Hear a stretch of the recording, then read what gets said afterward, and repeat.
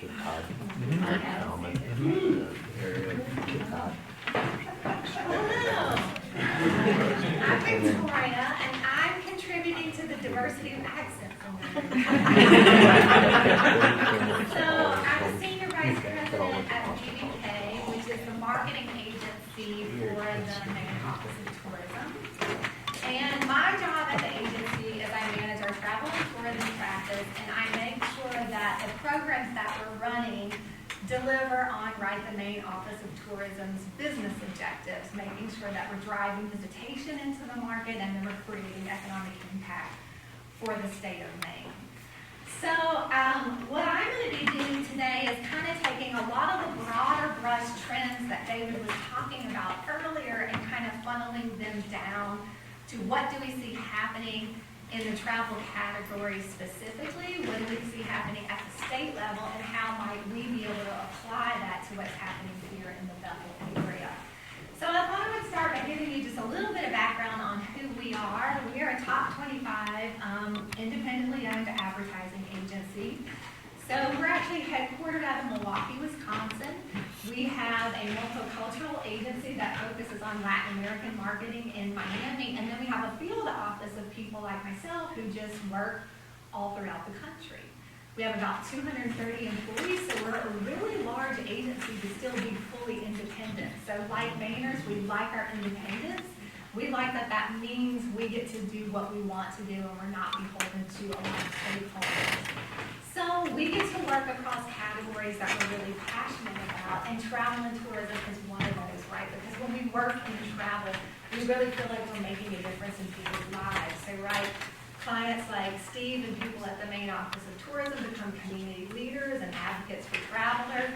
The travelers that we reach have, authentic experiences that open them up to new people and new places and ways of thinking. But more importantly, what we do really makes a difference in your community because, tourism dollars, the economic impact that comes into your communities is really meant to benefit the residents, right? So we spent a lot of time talking this morning about this idea that tourism has to live in harmony with residents, with the economic development that happens here in the community. And you'll find that travelers want that too when we take a look at some of the trends and what consumers are seeking across the travel category. This is a look at some of the clients that we've worked with. So we have a lot of depth of expertise in this space. So jumping into trends, and what I'm going to share with you are not fads, right? When I'm going to talk about trends, I'm meaning that there's real research behind the fact that this is consumer behavior in the marketplace. It's consumer behavior to the point that travel suppliers, travel companies are modifying and putting out products to meet these trends in consumer behavior specifically. And the ones that I've pulled out today are ones that I think are particularly applicable to your community. So the first of those is really this idea of temporary locals. So this slide, quotes a research study from Airbnb that said that 80% of millennial travelers are looking for the best way to experience a destination is to act like a local, right? They want to eat where you eat, they want to do what you do, and they really just want to experience a lifestyle something different than their own. And so they're not looking for a manufactured experience, right? The whole reason they're coming here is because they want it to be different, right? They want to learn something new. And so here's where I think this kind of community is really on trend for what consumers are looking for. I was recently just in, for example, Woodstock, Vermont. And so this is what I wanted to do in Woodstock, Vermont. But you can't do this there because there's no real Vermont people in Woodstock. So it's overly manufactured. So I did that a couple of weeks ago, and then I came here to Bethel, and I'm like, well, this is sort of like what I wanted. This is what I thought it would be. So people are actively seeking out that kind of experience, and that bodes well for this kind of a community. And I think that's playing into this trend, right? If you think about that, people want to have these unique, authentic experiences. They want to experience your lifestyle. Well, that's difficult to do in a large market. So we're seeing this resurgence resurgence of people who are wanting to visit second-tier cities. Cities like Portland, who are having a renaissance, and then sort of this idea of small town, small communities, because you're much better able to get the flavor of the people there in a small community. So there's another thing happening called, we're calling it apprenticeships, like an apprenticeship, right? People want to learn. They want to learn a new skill on a trip. So, right, it's not good enough any longer that you might just have a culinary experience in your market. Consumers want to really take a cooking class. They want to learn about a new food. They want to learn about what's indigenous to your market. They want to learn how to cut the firewood. So they want to actively participate and feel like they walk away from an experience having learned a new skill. Inherent in some of this is this idea of volunteerism too, right? This idea that when I travel, I don't just take away from the community, but I contribute to the community. And so that's a lot about what we want to think about is targeting visitors that are going to make a positive impact on your community, right? They're not taking resources away, but they're contributing to the residents. They want to talk to the locals who are here. They want to engage with people who live here. They want to engage with your products and your experiences, and they want to take that back with them. So keep that in mind when you talk about product development and how you want to build out those high-tech experiences, because people are really craving the interaction with you, specifically when they're here. So this is one that this area can, work well within as well, this idea of traditionalism, right, nostalgia. This is a place, right, where families have probably come year over year to have mountain and to have ski experiences. So there's a trend where, younger families are recreating this with their own young children, with their groups of friends. I think this one is hilarious. And was a trend on social media where you would take an old photo from your childhood and you would physically recreate that. This one on the top, to the point of like the mud on your body, is exactly in the same place. So this kind of a destination that has the history of like a family legacy, Maine has the history of being like a repeat destination, can really play into a trend like this. And then something we're seeing in the outdoor space is solo travel. So believe it or not, there are a lot more people who are electing to travel by themselves. And so these are not people who don't have friends, these are not losers, they're not important when they're in market, but they are electively traveling that way because they have a more holistic experience. Maybe they have a different passion than their spouse or their group of friends, and so they want to do something specifically, and they feel very empowered now to travel. This trend is very prevalent actually amongst women. So what can you do as within the travel industry to make these people feel comfortable?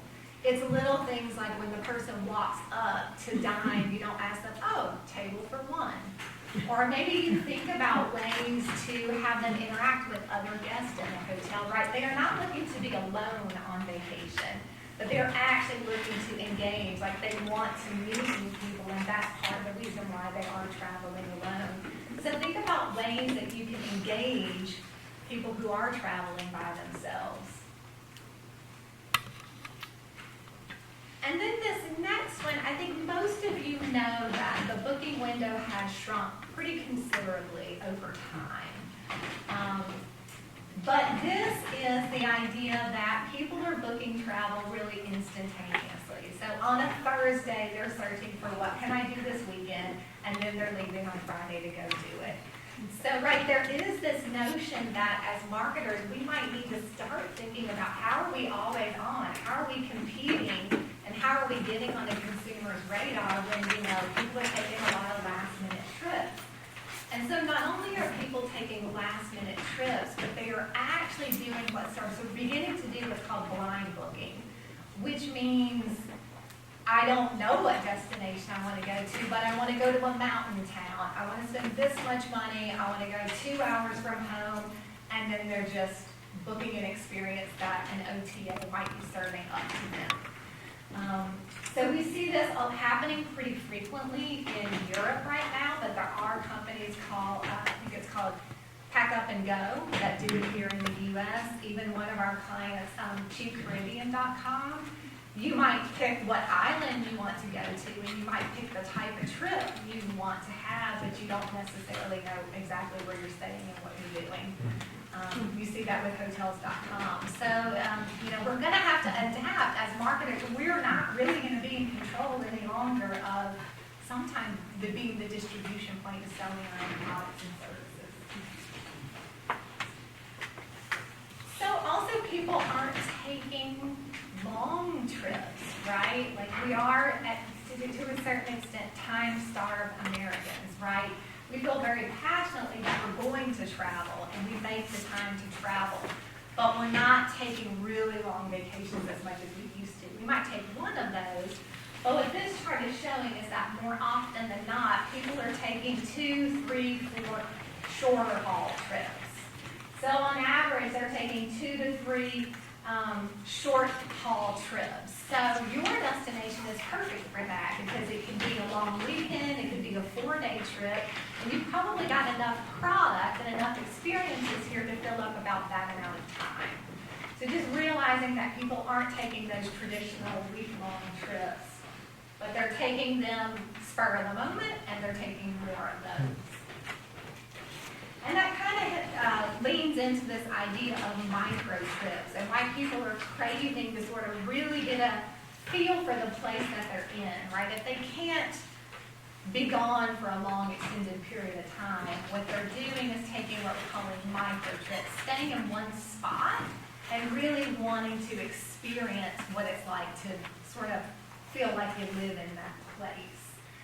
So as you can imagine for the state, that makes it difficult because, right, the state is in charge of marketing the entire state.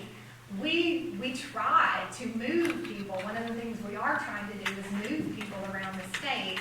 But, right, sometimes people just want to stay put. And so you are a place that offers, like today we're talking about collaborating and bringing multiple communities together to be able to offer sort of this micro experience so that people begin to understand what it's like to be in the Bethel area.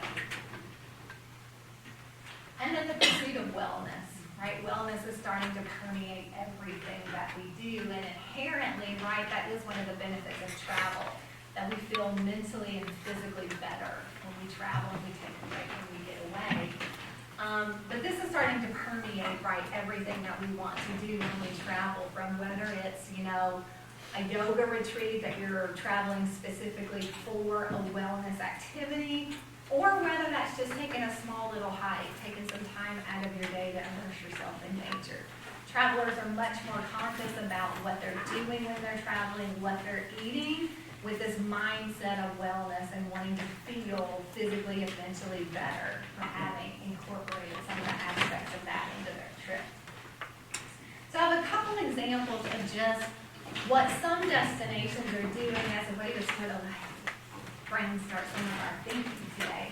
So this is an example of Jackson Hole in Wyoming, high-end mountain town that in a way has experienced some over-tourism, right? They are a small community. People tend to go there in the winter, a short period of time.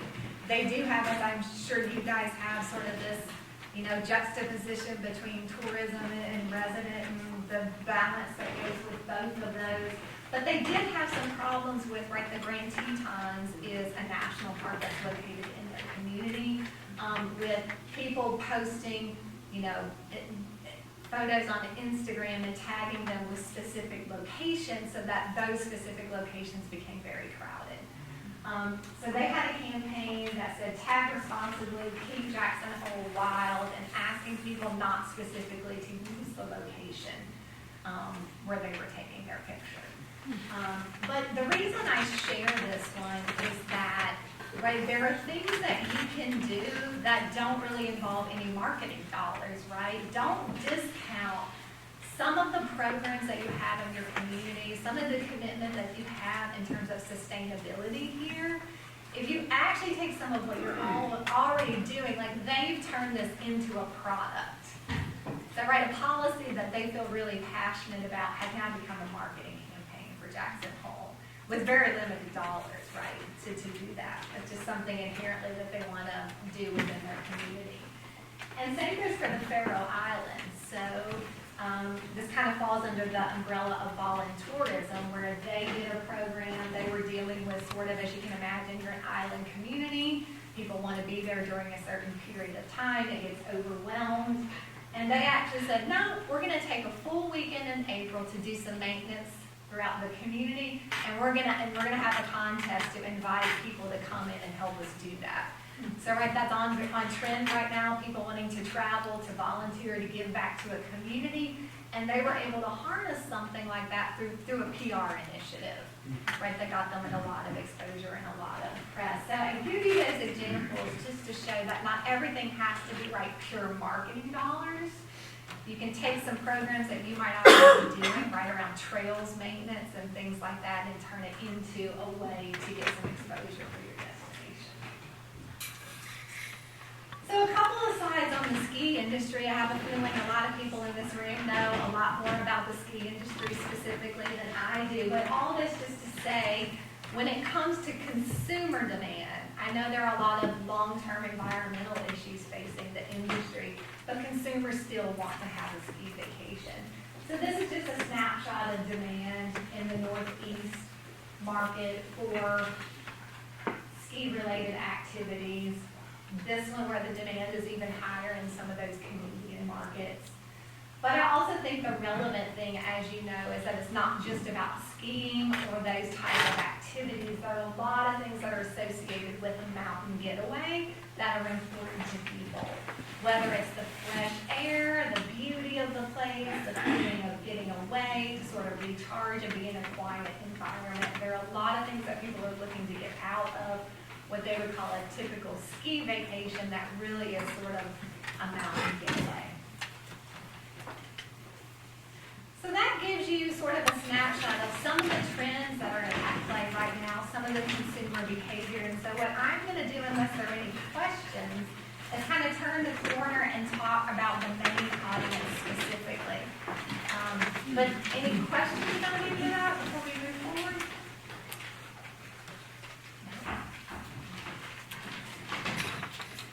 So do we want to pass any of these out?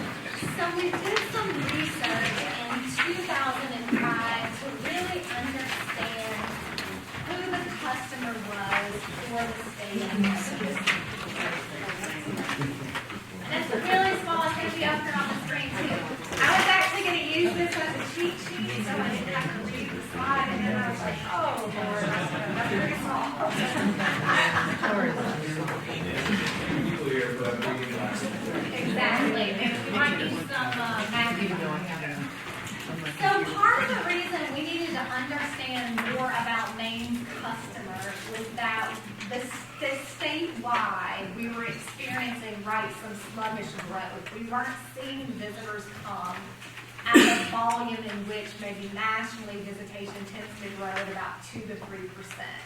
So we really weren't seeing the kind of growth that we were expecting given some of our marketing initiatives. And Maine, right, has a lot of repeat visitors, which is fantastic. You're lucky that you have a market that wants to continue to return because of the kind of product that we have here.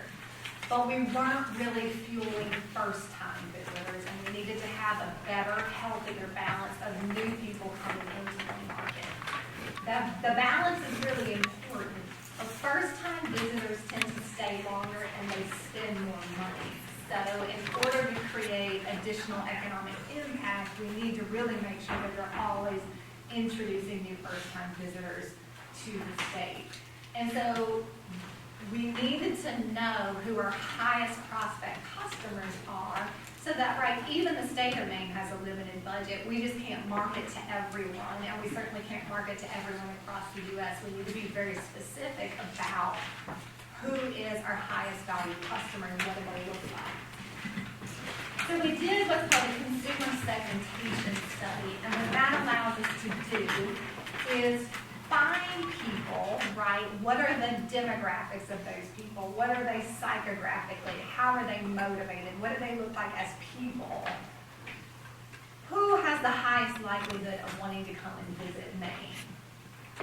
Not only who comes to visit, but right, different people spend different amounts of money. What do they look like? The difference between people who spend only a small amount of money and the people who spend more money, right? If we're gonna prioritize our marketing dollars, we want to prioritize it towards people who are going to have the propensity to spend the most money in the state.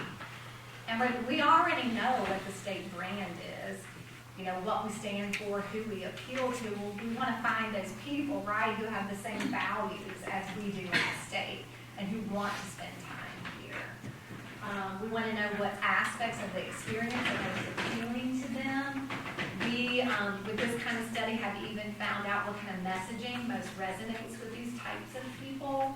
And we really want to talk to people who are going to eventually become advocates for the state of Maine. So the research study that we fielded was sort of purposely to kind of get to those actions. And so that means that for as much as we learned who Maine's customer was, almost more importantly, we learned who Maine's customer was not. Right, because when we do a segment, consumers fall out into multiple segments, and right, we're able to see which of those are most valuable to us. And so that's what we're going to talk about today. There's 3 segments: who spend the most time in the state spend the most money, who are most aligned to the values here in the state and to the brand, and who have become good advocates for the destination. So the way that we use this segmentation at the agency will be similar to the way that we're going to ask you to think about using it for your own purposes, right? You're going to want to understand which one of these consumer segments is really your core customer here in the Bethel area. If you're developing marketing plans, you know, we have the luxury of being able to use some software to be able to do some media planning and some media strategy against who these customers are. But right, how will you incorporate some of this same data into your own media plan? And then how will you use it to develop your marketing messages, right, creatively? Right, this can tell you a lot about what kind of message is going to motivate and resonate with these kind of consumers. So the important thing about this research is to actually use it, right? It's one thing to know who these people are, but really being able to integrate it into your marketing plans is what's critically important. And so as I go through this, again, I know I'm giving a presentation, but the more like you have questions, please stop me. I would rather this be, you know, sort of a discussion so that you can begin to think about how does this apply to who we are here in the Bethel area, my individual business. Can I ask a question now then? Yeah. You said rather definitively, like we know who we're marketing to and who we're not marketing to. Who are those people? Like, who are we not marketing to and who are we marketing to? Well, so for example, we're going to talk about who the state is marketing to and who we think you should probably, like taking learning from what we're doing here, we're going to talk about whether this applies to Bethel. So we're getting ready to go through all of that. But there are some people who come to Maine who were, fell out of this segmentation who, they're going to come whether we want them or not. They're not necessarily going to spend a lot of money when they're here. And if we have to prioritize our dollars, we're going to prioritize them against service to these core customer segments. So we're going to talk about each one of those. So out of the segmentation, so we've kind of named them to get a better idea for who they are. So they're called the balanced achievers, the genuine originals, and the social sophisticates. And I'm going to walk through each one of those. And we always sort of describe who these are in the Maine Office of Tourism's annual plan, which is here. You can take one of those. And then there's a lot more information about these audiences online at visitmaine.com. So hard to read, and we're gonna go through it quickly. But balanced achievers are, you can think about them as a very curious family audience.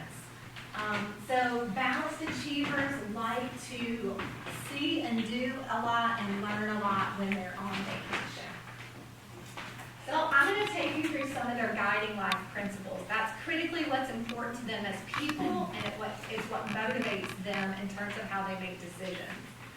So they're people who actually seek a work-life balance, right? They are very intellectually curious. They curious about how things work in the world, and as a result, they're very educated. As parents, it's incredibly important to them that their children, right, they share with their children their sense of curiosity about the world. So that means when they're on vacation, they're going to want to see and do a lot of things, right? They're going to want to give their children the hands-on experiences. They're going to want to take them and have them do lessons at Sunday River. They're going to learn about the trail. They're going to do the gym museum here. They really want to be hands-on. They want to be learning while they're here. They're people who strive for success in both aspects of their life, right? They want to be excelling at their careers.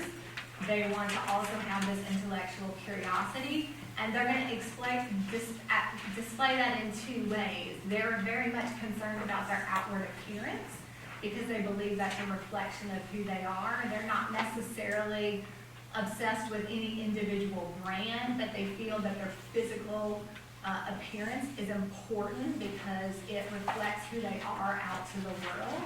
But then they also have, right, that inward reflection. They're soulful people, they're intellectually curious, and they do value learning. They're very creative people, and they're competitive, right? If you're someone who is striving for success, you're striving for a work-life balance, you probably have a competitive streak. So there's a lot of information that you can take a look at here, and I'm not going to go through all of that today, but one of the things I would encourage you to do is, on the bottom here, we have what's called message receptivity. So you'll see that one of the highest messages that appeal to this particular audience is around exploration, discovery, and learning. So, right, if you could think about if you were developing an ad, creative messaging, like you would want to have it in this vein. So this is how these people act on vacation. And this is the one that I'm actually going to read to you verbatim because a lot of purposeful thought was put into what's in these documents because it's actually reflective of the research and the outcomes of who these people actually are. So on vacation, balanced achievers check off their must-see and do list. They like sophisticated urban city experiences, nightlife and entertainment, and they also enjoy things and places off the beaten path, nature and cultural activities. They want a vacation in a place where they have the space and time to reflect on what's important in life, to change their state of mind, to step back from problems, to be in the moment and listen to their inner voice. They see vacations as an antidote to being self-absorbed. They tend to be big spenders on vacation, shopping for local handmade one-of-a-kind items, but they're careful to avoid excess. So if you would imagine, these people are probably going to be people that are pretty important to you here in the Bethel area. So our next audience is genuine originals.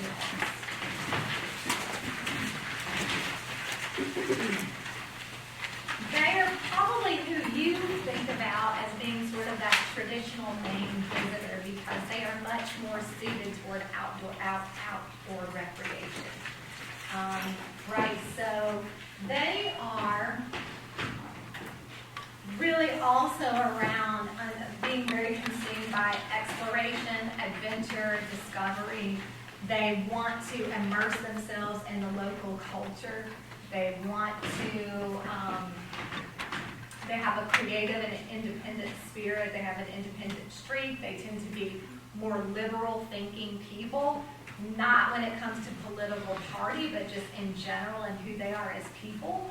They're very independent, follow their own inner compass, and they want to sort of take their own way around the world. So these are people that for whom would not be interested in rigid itineraries, for example.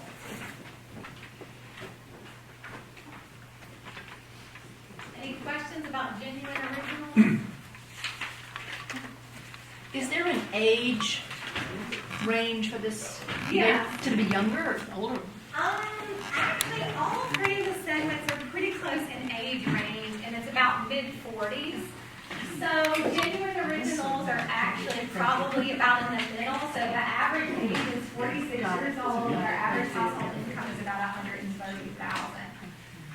They tend to have fewer children in the home, and they tend to travel less with children. So these might be more your couples. They might be people who are traveling in groups of friends. Balanced achievers tend to be more family-oriented, travel with their families. So these you can think of as probably like, these are a lot of your outdoor recreation. They're going to be doing ATV, and potentially they're going to be doing a lot of the hiking in the area and some of those traditional outdoor recreational activities. So on vacation, they exemplify freedom of thought, action, and follow their inner compass to do their own thing. They pursue outdoor recreation and make it a priority to explore nature and observe wildlife. It helps them shed their worries and cares. Time spent in tune with nature rejuvenates their soul. So I think of all of the audiences, everyone we're talking about today sort of, I think, has a passion for the outdoors. But this one, to the degree that they spend a lot of time in the outdoors, actively pursuing outdoor recreation. They try new vacation destinations. They don't take cookie-cutter vacations. The destination they choose reflects who they are, and they are not driven by luxury, popularity, or urban sophistication. And that's different than the next audience that we're going to talk about. They desire authentic trips with exposure to unique local people, cultures, and experiences. And they're open-minded. They're people who don't want to be told what to do. They kind of want to let the wind take them. So our next audience is probably the most different audience, and they're who we call the social sophisticates.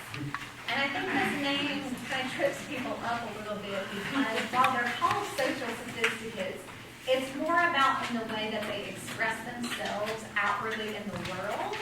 And because they are very social people, meaning they want, to interact with things. They're very social as people. Not that they are highly culturally aware, and so that's a little bit of the difference with this. It doesn't mean that they're culturally sophisticated. They are social people. So social sophisticates, guiding life principles, they aren't actually as self-aware as the other two groups, right? Balanced achievers and genuine originals are very, well-balanced people, right? Both have an intellectual curiosity about the world, and they're very passionate about lifelong learning. Social sophisticates have money, and they're not apologizing for the fact that they have money. It's important to them. It enables them to do what's important to them. And so outward appearance, as you would imagine, is important to them as well. So they are people who are probably more wearing designer brands. They're people who are probably visiting a lot of the southern portions of the state, who are in Portland, who are very aware that the vacations that they take are reflective of who they are, and that they very much want bragging rights to where they have been, and actively do plan vacations that make them look good. And they brag about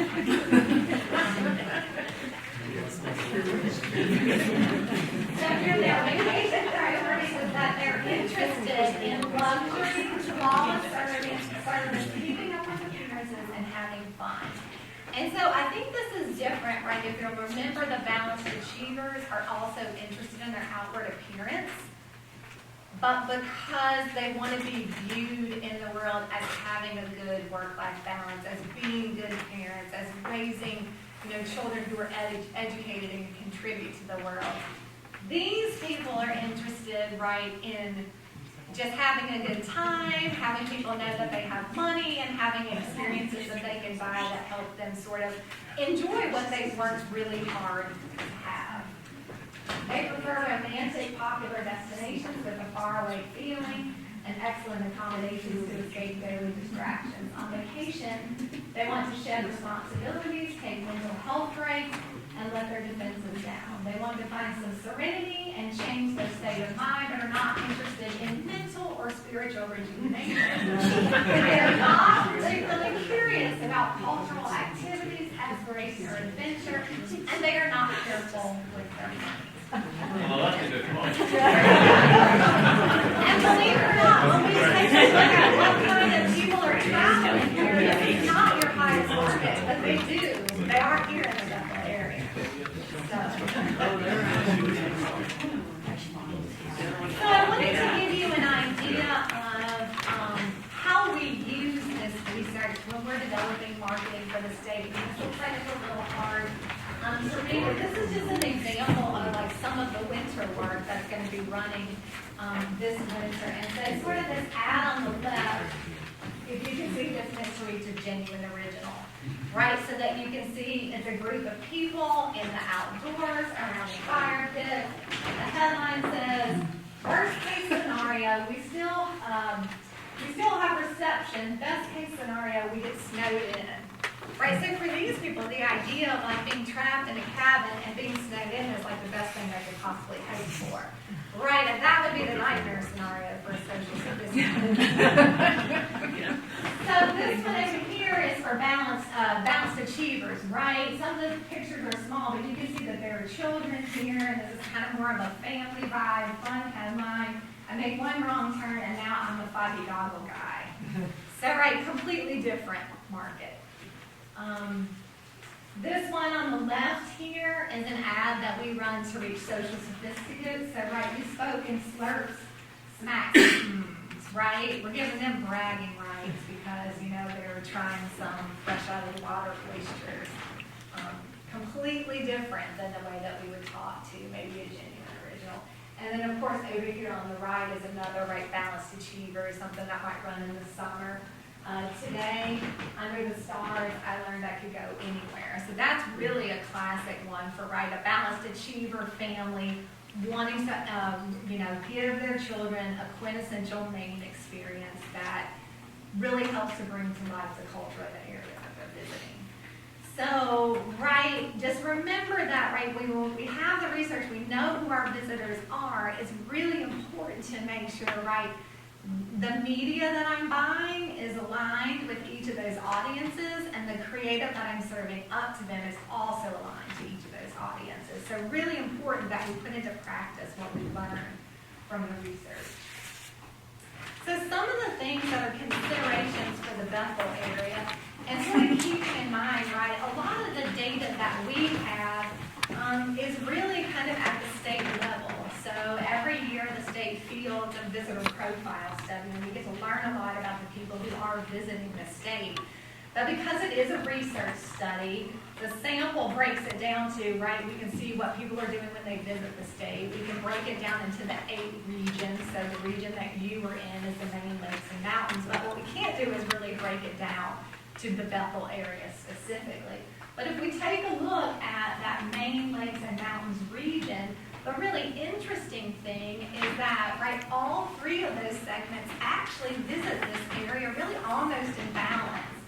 Social sophisticates just slightly less. So that means, right, that those 3 segments are very much, right, considered to be your audience. Social sophisticates maybe to a lesser degree, but certainly genuine originals and balanced achievers are very aligned well to the products and services that you have to offer. And if you think back to some of the trends that we talked about earlier, like what's on trend for travel right now, what the state has to offer, and what you have to offer here specifically in Bethel, we're all very well aligned. So I think as you spend the next day and a half, and as you build out your plans, right, think about these segments, think about what's trending in travel right now, and help that be on your radar as you're thinking about how to build out product development, those high-touch experiences that are going to offer these travelers. So So this is taking a look specifically at, from the visitor profile study, what do the people look like who come to the Maine Lakes and mountains area. So they are a good mix of both first-time and repeat visitors. In fact, I think you have a little bit more. The average for the state for first-time is 26%, and you're at 28%. And you have an equal mix of people who actually choose you as their primary destination as who choose you as their secondary destination, which means they went somewhere else, but then they also came here. So I think you have a really good opportunity to grow the number of people who actually come here as their main destination. Right, I just flew in from Portland yesterday, had a wonderful drive up here to easily see that market continuing to grow for you. It's incredibly easy. As someone who lives in Dallas and I could sit in traffic for an hour and a half to go 30 miles, the fact that I could fly to Portland and be up here in less than 2 hours was incredible. So a lot of opportunity to really, like you were talking about, those emerging markets, being a viable primary destination for those markets is very possible for you. Your mean age was a little bit younger than the state at 37.7. We are seeing that segmentation study, so some of the data on these slides, this was done back in 2015, and every year we are seeing sort of that age begin to come down, which is a good thing because that tends to be like we are introducing new people to the state.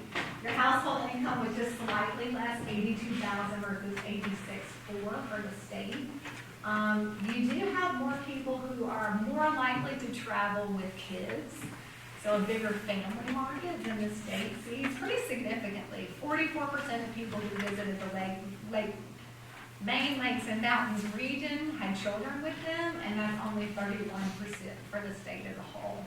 Just a question, does this all reflect just visitors, or does it also reflect people who have a camp on a lake or have a ski condo or something? Or are they mixed together? Well, I want to say that they're just visitors, but I'll have Steve confirm based on the methodology of Yeah, the the survey. research does take into consideration people who have second homes as well. It's a visitor is someone who's going to basically spend, well, it looks at overnight visitation, overnight visitors. And that would be someone who would stay in their own house, second home if they were here. So that would be included in that, but it's not inclusive of that. So it's a combination. There's some day trippers that are traveling further than 5 miles, 50 miles from their home. Could be included in that if somebody's coming from Bangor or whatever to come over here for vacation. Could be included in that as well. But it's mostly overnight visitors from in-state and out-of-state, and then day trippers about 50 miles or more from home on a trip they would normally take. It's a little less clear with the condo. Well, It's and a keep in little mind, less- this is the whole region too, so Right. not specifically to just Bethel, right? Right. So we're talking about Rangeley Lakes, I think they're in Maine Lakes now. Yeah, Lindsley is. Yeah. But all of, this whole area would have a lot Yeah. of camp owners and Yeah. stuff. So that's probably what's driving up that traveling with kids. That's part of it, and the repeat. Yeah. So as you can imagine, if people are traveling with kids, there's a larger travel party size. They do have 3.2 average travel party versus the state, which is right at 3. So, that's in line for having that, high family visitation. But when they were asked, so what is the primary activity you're most interested in? Outdoor recreation was the #1 activity, and visiting friends and family was second. So no new news to you that outdoor recreation is, the key driver for the area. But this is also very much a place for in-state residents, and I'm sure you see that, in your own businesses. So, as we were developing the 5-year strategic plan with the state, a lot of what we heard in the listening sessions was how valuable sort of in-state residents are to a lot of the markets throughout the state. So even at the state level, we're going to be looking at, does that mean we need to start shifting some funds into in-state marketing? But so in-state is definitely a market, for you here. And then the other states in terms of where your visitors originate from are Massachusetts, New York, Pennsylvania, and then of course Maine. So this is a list of those, most interested activities. While sightseeing, active outdoor, water activities, food, beverage, and culinary, shopping, and history and culture. And so there is a lot more detail, right, as you're building out some of your product development plans, your marketing plans. All of the drill down on all of these reports are available online at visitmaine.com. So some of this you might want to look at as it relates to, how you're building out products for your individual businesses. But certainly outdoor recreation and activities for the family are very important to this area. So now I'm going to turn the corner and talk about, if we know that this is sort of the ideal Maine visitor, like how do we find them, what markets we're targeting, at least at the state level. Are there any questions for Dr. I have a question. Do you have numbers on market segmentation and then the three categorizations with the macro trends we looked at this morning? Just as a kind of pointer on how those trends might affect those particular segmentations. So what we can look at is the percentage of these segments that, for example, live in a particular DMA with some of the software we have at the agency. So we know, for example, that in DC, Baltimore, they have a very high percentage of balanced achievers. And so as we've gone into that market, we actually have seen that balanced achievers are now coming to the state at a higher degree than they have in the past. So we can take those segments and we actually can find them and know like what percentage of those segments live in certain geographic markets. What I can't necessarily from like a research perspective or a numbers perspective to do is connect that with any of the trend data. But that's a good segue into markets and this scary little market chart. I'm not really going to go into, but I just wanted you to understand some of the work that we do when it comes to helping the state identify geographic markets of opportunity and help us prioritize where we're going to spend our marketing dollars. So, as you can imagine, at the state level, we don't actually own customer data. You guys do, right? You have your own reservation data, you know who your guests are, maybe you know who's coming to your attraction. If you're a chamber of commerce, you're kind of in the same boat with the State Office of Tourism, in that we have some data, right? We know who are ordering our visitor guides. We know who our email leads are. We know who are visiting our website. We don't actually own the customer data. So for the state, in lieu of actually owning that data, we can look at a lot of other things to help us identify our market. So one of the things that we look at is we do have software at the agency. It's called Media Health Research Inc. We call it MRI. It's based on a national study that helps us to understand consumer behavior, attitudes, and values. And so we can look at, from that study, who has visited Maine in the last couple of years. And so we kind of created a visitation index. So have you visited Maine in the last couple of years, and where do you live? We can cross that with geography. We can do kind of the same things we can see who people who are looking at, spending time on visitmaine.com, like where do they come from, where do they live?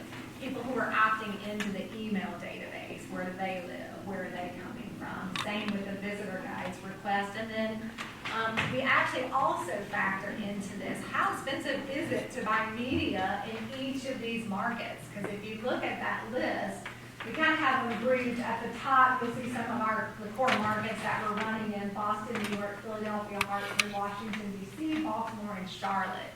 Those are some of the major markets that we've been investing in. And they're like pretty big, expensive markets, some of those. Then we have this whole second tier, which we're calling emerging markets, right? If we had enough money, there are markets that we might invest in, but we're calling them like large emerging markets because some of them are pretty expensive. Chicago, Miami, Orlando, Tampa, Dallas, Houston, Atlanta, Detroit. And then there's some second tier markets that, we might be able to afford to be in some of these markets, but they're relatively small. Albany, Providence, Pittsburgh, Harrisburg, Wilkes-Barre, Pennsylvania, Buffalo, Rochester, and Springfield. And so We also add what we call a media efficiency index to help us determine, right, if this is a market of opportunity, how much is it really going to cost us to get a visitor, because is that something we can afford to do or not? So all this nonsense to say that there is a method to the madness, and these are the markets that we are actually investing in for the state. So we are building in a national layer of exposure. And so because we have that consumer segmentation and we know so much about who our visitor is, we can actually be really surgical about which national media we're buying. So for example, in the segmentation study, we actually learned that one of the single greatest predictors of someone being a genuine original was that they listen to NPR radio. So NPR is actually like one of our national media channels that we use. So when we do run national, it's going to be very, very focused and targeted to who we know our customer is, but we are trying to build that broader national layer. Then underneath that, we're building in sort of a regional layer. So you're going to see us, sort of build out a presence, obviously, in New England and the Northeast, but we're also looking at east of the Mississippi, right? So looking at if we're buying print titles or things that we can buy regionally, but we can't afford to be national, we'll look at east of the Mississippi.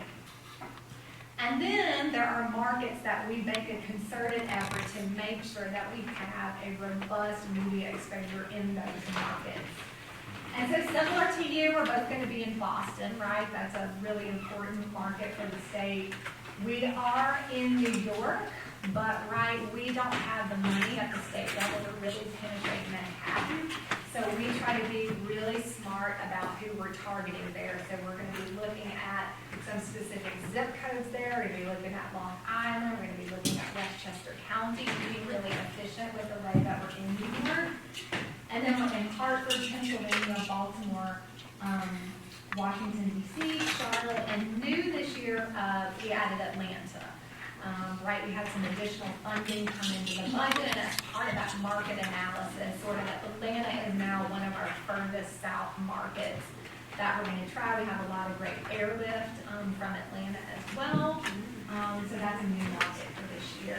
And then we also, as you can imagine, these are sort of our main domestic markets, are doing a little bit, and Steve, I don't know if you want to talk about any of the Canadian presence or any of the work that you do with Discover New England. Well, we also, these are our primary U.S. markets. We also look at the Eastern Canadian markets from Ontario east, basically. We find Ontario travelers to be very interested in outdoor recreation and willing to make the trip over this way. As for international marketing, we do have a small presence in international. It's not a large percentage of the number of visitors we get at the state, but we work in a collaborative marketing effort with the other New England states in a group called Discover New England. And Discover New England basically markets primarily in the UK and Germany, but they also market in, they're in France and Italy and China and Australia to some degree.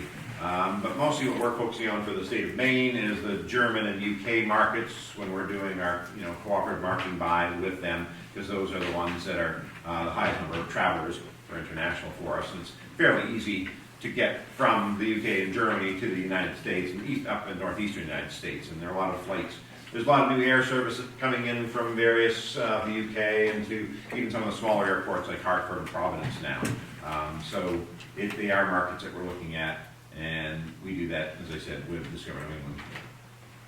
So one of the really exciting things that we have at our disposal is a new technology investment in this software called Arrivalist. So this is going to give us a capability through a company that uses GPS data. So if you can imagine, most people now have a smartphone, and it's the way that all marketers track what you're doing 24/7, where you are, what you're consuming. So we're actually now able to tap into some of that data to understand arrivals into Maine. So it's going to be some new capability that we have that will tell us where are all of those people coming from, right? So right now we're having to rely on some of the methods that you've seen thus far, research study, looking at the performance from our own marketing channels. Now we're gonna have yet another tool that helps us identify where are our visitors coming from. So we're gonna understand their origin markets, and then we're also gonna be able to attribute that to our paid media. So of people who have been exposed to our paid media ad campaign, did they also arrive? There's an attribution piece to that that will help us understand of people that we're marketing to, are they converting to visitors? And then we can also understand the difference between, these are the people that we're marketing to and these are the markets, but how are they different from some of the other origin markets? So it's a tool that we're gonna have. We're onboarding it right now and we'll be using it for our 2020 planning. And so it would even potentially help us identify, are there some new origin markets into the Bethel area that maybe we haven't seen before? So really exciting new capabilities coming with this particular technology investment at the state level. So part of what you guys have to think about now is like, what is your piece of this puzzle, right? You have your own data set. So what are the markets that you've been seeing? Does it align with the state and some of that state data, or is there a difference? Do you maybe have some different markets that are unique to who you are here in Bethel? And then what sources do you have, right? Do you have individual reservation data that you can use to retarget past visitors? There's a lot of new software capabilities that allow you to sort of stay in touch with existing customers and also find more people who look like them. You probably at the chamber level maybe have email subscribers. Like, where are those people coming from? What do they look like?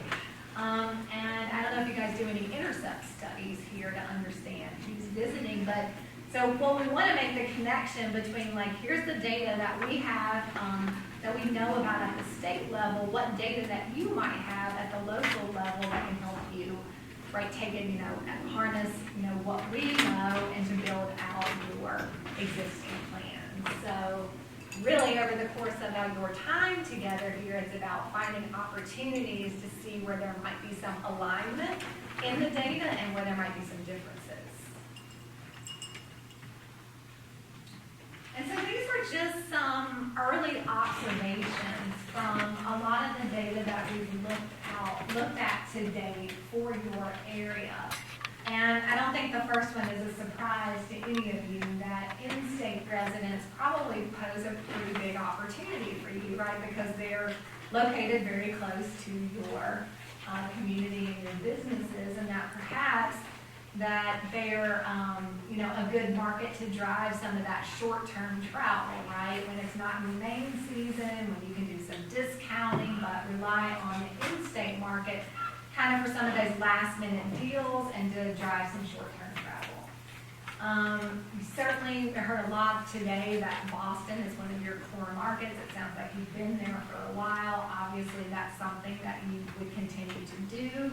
And then this kind of makes a lot of sense, right? As you're able to efficiently cover Boston, maybe the greater, pick up some of those second-tier cities in Massachusetts, then you would push out to New England, and then if you were to align some of your expansion plans in terms of what those new markets are, have them sort of align with where the MOT is, because they're building that overall brand affinity for the state and doing some of that heavy lifting from an awareness perspective. So just some thoughts about early observations from what we're seeing and what that means for you here in the Bethel area. I think the thing as a marketing expert that I realize is, today we're doing a lot of visioning work, looking 10 years out, and you guys are talking about emerging markets, and I know one of the things in your head is this idea, well, I don't know that your marketing spend has even kept pace with what I have on this chart right here, right? Are your marketing dollars even allowing you to push past Boston, much less into some of these other emerging markets? And I really think that's the disconnect for a lot of communities, right? That you know what your expansion plans might be, but you don't really have the marketing support, I would imagine, in some cases, to effectively target and reach who you know is your customer base right now. And I think that's the challenge for moving forward, is like there's got, finding the funding that's gonna allow you to sort of push past that Samesville place, right? Because, it's great that you're gonna be building out new product and new services, but they're not just going to come, right? Eventually, we've got to let them know that you've got these new products and services. So really being mindful of finding ways to grow your marketing budget is gonna be critical and fundamental to you actually, bringing these plans to fruition. And I know that's probably one of the single greatest challenges that you'll face moving forward. Unless there are any other questions, anybody want to talk about anything? I think we have a break after this. I have a question for the stakeholders in the room. Barbara, I'm gonna pick on you. Is she there? She just now, she's not. She did, she ducked out. Yeah. So, in order to, it's kind of interesting, we sort of know what we know, but we know that we don't know a lot. Caroline, maybe I should ask you. So, Sunday River's marketing reach.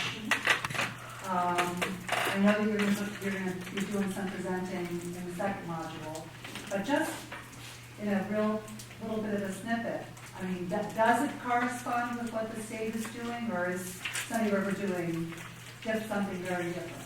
So we have a couple of different ways that we're working on this, but like we talked about, our primary market in Boston, and in states, we do focus a lot of our marketing dollars on Portland, greater Portland area, and then greater Boston North Shore specifically.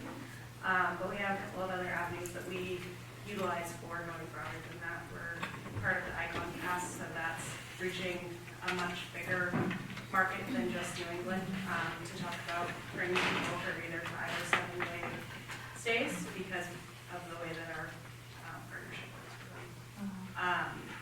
So yeah, no, we're predominantly focused in New England. It's kind of maximizing that marketing budget to make sure that we're hitting people who could easily come here. We don't have a lot of air travel. It's a direct market, just like that's where we're going to continue to focus for the foreseeable And future. Canada?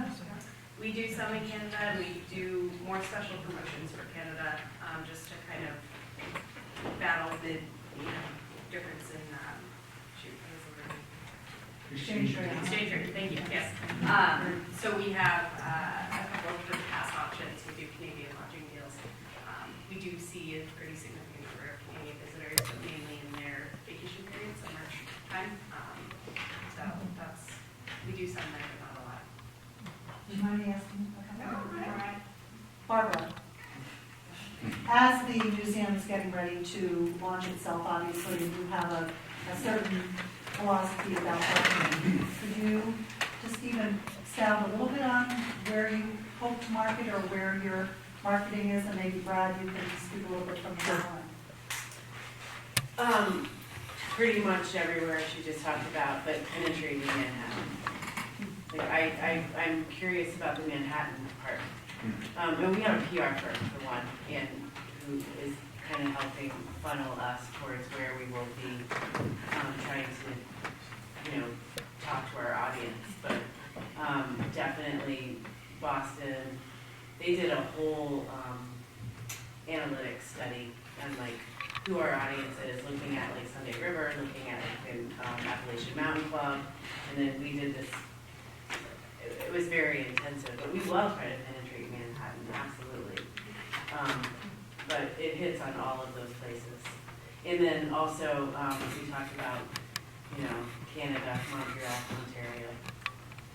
One thing that I forgot to mention too, internationally, we do get a lot of business from the UK. Ireland is a new one for us. We do a lot of school trips, so those are pretty good sized groups that I'm sure you guys see over the course of the winter. And then we tend to have some groups from Russia and in early December-ish time. So we have an international sales person who mainly works on group marketing. Is that very targeted? Or? Not really. He's working with a lot of tour operators.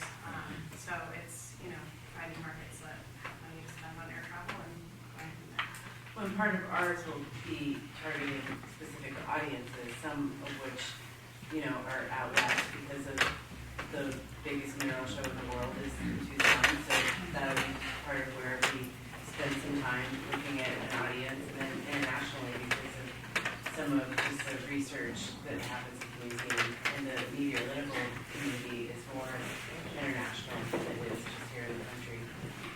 So we're gonna dabble all over there. Yeah, I think internationally it's exciting that we're hosting the Discover New England Conference. That's back in Maine, actually it's Thunder River next May. So that's a huge showcase for us and bring these tour operators to our community. But very similar, we're obviously dealing with smaller budgets at the Bethel Area Resort, but we really look at it. So my owner of the property is an old Chrysler guy, right? So he ran only in a Jeep was his logo, you know, that he came up with. So he's a firm believer in advertising, and he's a firm believer in just saturating that Boston market, you know. I did dabble a little bit in New York and Connecticut this year with Google AdWords. That was a summertime push. I have to say I didn't really see the conversions. I definitely saw some clicks, but not necessarily conversions. I wouldn't dabble in that market in the wintertime. I think that, you know, that area is kind of driven to, you know, that Vermont corridor. So again, Boston would be the focus of the winter. And does Gold, are you doing, I know you're specific to the student, but. Well, we're in the midst of discovery for a new marketing initiative right now, so we're in the early phases. We will travel to Germany and Russia this year, but we work with a greater boarding school group doing travel around the East Coast, so we'll be in Montreal and a few other cities with the Greater Boarding School Consortium. But our individual marketing is primarily aimed at Boston and Portland, outside of those other I just initiatives. thought that would be helpful to kind of know what everybody's doing. I'm curious, but some of this advertising, I mean, I guess I'm curious to like what platforms you're using too, because some of them are definitely more cost effective when you're using social media and doing some of your promotions on those, like boosting an ad or, you know, Instagram post or something, where you can really start like getting very specific about your audience, and the reach is pretty far for not spending a lot of money. Right. So that's why I'm curious about this other than Manhattan category. Well, you're, I think it's interesting that you bring up social channels. I mean, the great thing about social channels for you individually is that like they're one of the more inexpensive media channels, and they have the luxury of being very targeted. So you could spend some time with each of these segments and really being purposeful about the target audience you're building and buying on social media. So that can be a really effective and targeted tool for you to use. yeah, my social media campaigns to see that conversion to visitors has definitely been making sure that the message is proper. Whether it's an event or a promotion, you need to talk to the audience and make them part of the promotion, not talk at them, because social media works as a negative. If that's your avenue that you're gonna, you guys are lucky. You guys are starting out at the infant stages of advertising, and you get to test a whole bunch of stuff at your property and everything. But you know, In some ways. in theory, but you don't want to throw, you know, all your money down one bucket and then have it fail either. But you know, in the social media world, talking at people does not work. But Google AdWords, you can target your regions and your audience very well. And I found my most bang for the buck. Brad? Yeah, 85% of our advertising is Google. Right. Well, I think Which is one of the trackable. interesting things, yeah, about Google AdWords and with the social platforms is that's where maybe you can buy them a little bit bigger geography, right? And see what's working. That is the interesting thing about digital is that you can start with a wider net and then you can optimize based on performance. So starting a little wider sometimes, you might elect to do that just for a test, right? To see if you're getting performance from a place maybe that you haven't expected to in the past. But it might allow you to do a little bit of testing. Yeah, the one thing I'll say, and one of the reasons we're working with a marketing firm now to do a more targeted digital campaign and go more into social, is that if we spent too small, we weren't seeing results. There is definitely a tipping point with social, and so it's easy to say, oh, that didn't work, when really the answer to the question was actually, we weren't spending enough to get a result yet. So that's where we're looking for professional feedback right now. Yeah. And we'll mention, just to expand on what Brad had said earlier, we do have, for those people interested in the international marketing and international market, the Discover New England International Summit will actually be here at Sunday River in May, 11th through 13th of 2020. And what we do is we bring in, Discover New England brings in approximately 70 or so tour operators from international destinations. It could be from the UK, Germany, Scandinavia, Italy, France, China, Japan. All these markets are here, and then you schedule individual interviews with those folks, and you have like 7-minute appointments to talk to these people about the opportunities that you have to offer in the international markets. We work primarily with tour operators. There are some travel media here as well from international markets, which is another good way to get your foot in the door. But if anyone's interested in being part of that, it will be at Sunday River. Discover New England has their own website, discovernewengland.org. You can go there and get details on that. But it's a great way to get in front of tour operators because a lot of these markets, like in Germany in particular, it's still a little heavier geared toward tour operators than it is toward individual travelers, for example. So if you're looking for Germans, you might get a few more to the tour operators. But it's a great way to start making connections with international travelers. So. That event moves around quite a bit, so it's not like it's at Sunday River every year. It goes all over the place, right? So this is a good opportunity if you want to dip your toe. The Discover New England, it's we move it around. It was in Connecticut last year, or that was in New Hampshire, and so it moves around the New England states, and it happens to be in Maine this year. You may not know the answer to this question, but we've noticed that a lot of our guests from Europe do tend to use travel agents. It seems like the trend in the U.S. was more do-it-yourself. Do you think that trend is reversing, that more people, the way millennials are traveling now, et cetera, are going back towards travel agents for some of the package deals, the last-minute things, I want to go here, you tell me where I'm going? Yeah, I mean, what's happening now is there's so many choices, so many ways, so many websites, so many different things, that people are time crunched, that they're looking for someone to help them plan their trip, like as Victoria pointed out before. I mean, some of these trips, like you don't even know where you're going, you just want to go to a mountain destination because it's easy to do. So yes, we are starting to see, and correct me if I'm wrong, we are starting to definitely see a trend in travel agents coming back. They're not as strong as they were back in like the early 80s or whatever.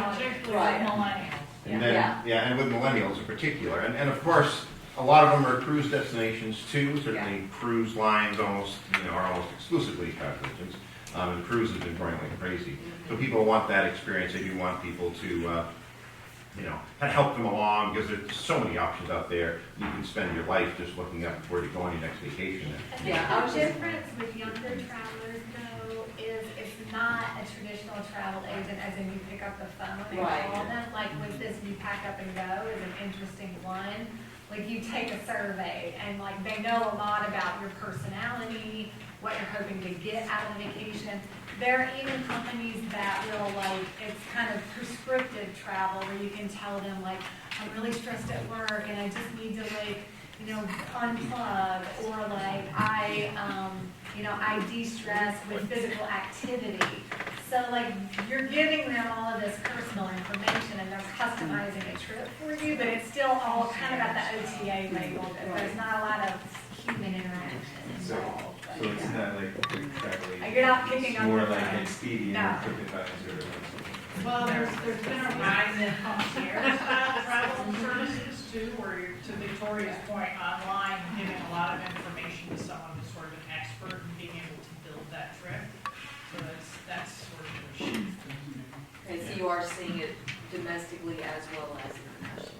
Yeah, again, I think Victoria hit it on. Bottom line, it's really people want customized trips now. Yeah. They don't want to have the trip that everybody else had because then they can't use it on Instagram and say their trip on having and bragging about it. They really want to have that experience that is one of a kind, so they can go back and say, hey, I had this one of a kind experience, and then someone's got to try to one up them the same thing, you know, so that's the way, you know, people traveling. I mean, I think people are just looking for, you know, the same old destination isn't working as much as it used to. You know, people are looking for something new because, you know, and you can make an old product new, if you will, by having new experiences. I think that's sort of the way to approach it, you know.